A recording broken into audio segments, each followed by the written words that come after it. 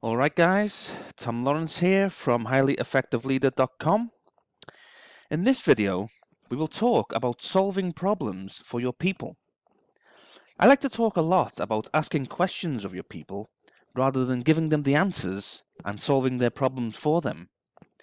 The reason for that is questions is what a highly effective leader relies on. They use questions as a tool to get their message across to their people. They use questions as tools to gain buy-in from their people. They use questions as a tool to increase their influence with their people. When I learned and decided to stop trying to solve problems for my team members, I always had the same question to whatever their question was. My first question was always, what's the problem? My team would get confused by that question because they think they have just told me. But asking what's the problem made them think again and dig a little deeper. I wouldn't stop asking that question until they had thought a little deeper and come back to me with the actual problem.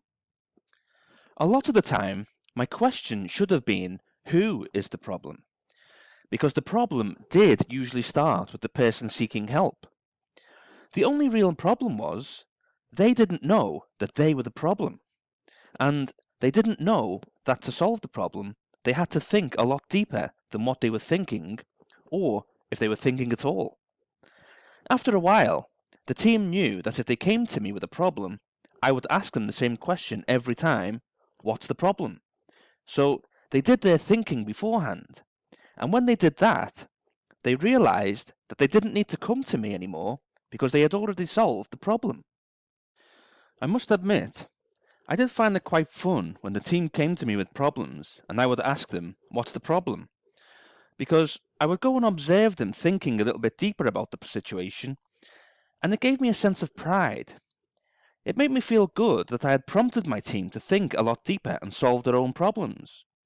It was very simple, but a very effective thing to do.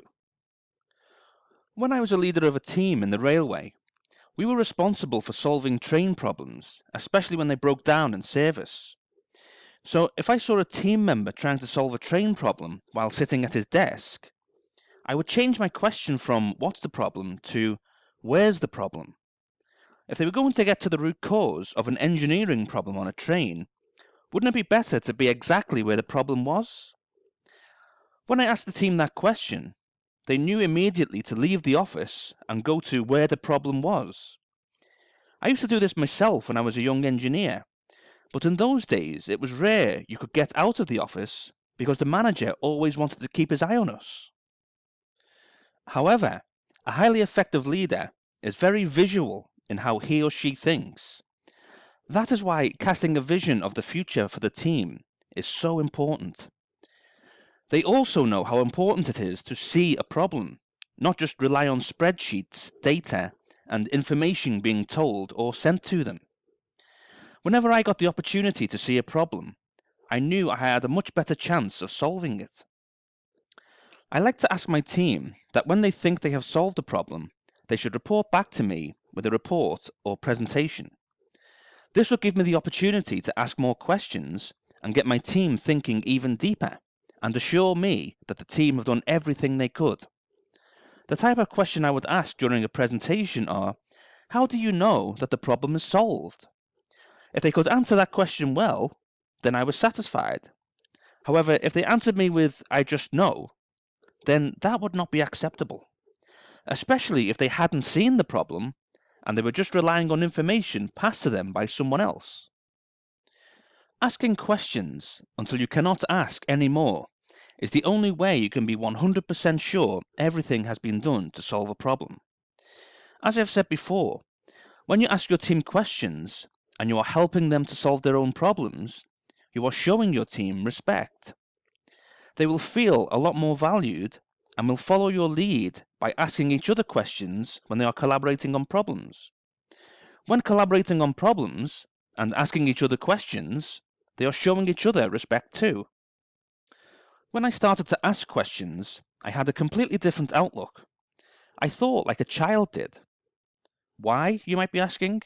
Well, if a child asks you, why are you doing that? They do not want to stop what you are doing. They actually want to know so that they can learn from you. That is exactly the frame of mind I have. I actually do want to learn from my team. I have no interest in getting them to stop what they're doing or telling them that they're doing it wrong. It's a great feeling when you begin to see your team asking their teammates the same kinds of questions, and because they genuinely want to learn too. They do not want to stop them from doing anything or blame them in any way either. Please subscribe to my YouTube channel to keep learning more strategies on leadership, personal growth, and influence that will benefit you in both your personal and professional life. Connect with me on my other social media channels too to keep in contact and up to date on what I am doing. Please visit my website, highlyeffectiveleader.com, to learn even more valuable strategies in the area of leadership, personal growth, and how you can increase your influence. And please pass on what you've learned in this video. And together, let's create a world of highly effective leaders. I've been Tom Lawrence, and I'll see you soon in my next video.